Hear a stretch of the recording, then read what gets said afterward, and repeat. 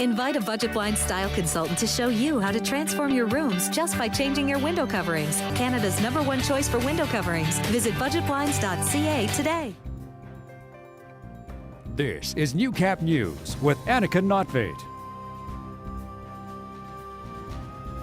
Good evening and thank you for joining us. The Legion of Honor is a French military medal given to soldiers with exemplary service. Last night, a local veteran of the Second World War was presented with the medal in recognition for his service with the Canadian Air Force in France just after D-Day. Jeremy Thompson has more. When we first landed, we were in Benny-sur-Mer, which has become the Canadian cemetery in France. Beautiful. Earl Ingram recalls his arrival in Normandy more than 70 years ago. There was a big battle further on, and they were having trouble breaking through to Caen. Decades after his service, Ingram is presented with the Legion of Honor, recognition from the French government he helped make possible. Oh, it means everything. I was there. Almost everybody knows Earl Ingram in Lloydminster. Raf Saeed met Earl through his medical practice. Mr. Ingram came to Lloydminster in 1951. He is a pharmacist. He got his degree from the U of S, and he started a pharmacy practice here that many years ago. Ingram could have elected to receive the medal in Ottawa from the French ambassador, but true to his Saskatchewan roots, opted for a smaller ceremony. And he had a choice where he could have gone and got it. He chose to have it here in Lloydminster, low-key. Though the spotlight is on Earl, he says the honor isn't his alone. If they recognize me, they recognize the people who were with me, too. Jeremy Thompson, Newcap News.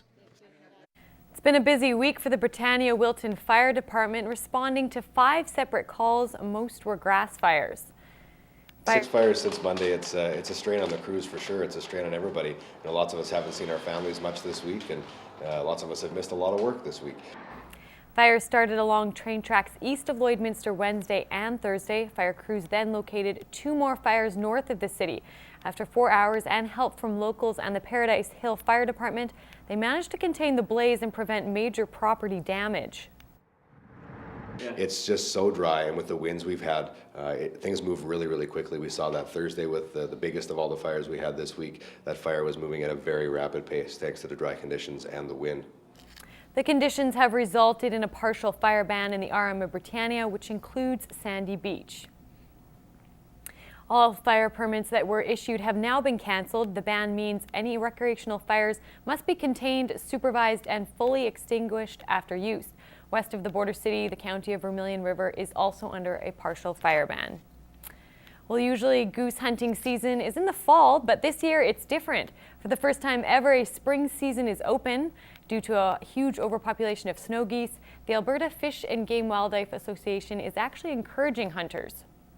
So what's happening is when they go to their nesting grounds in the Arctic, they're so overpopulated that they are destroying the habitat there just because there's so many of them. Authorities say one thing to watch out for is making sure you're hunting the right bird.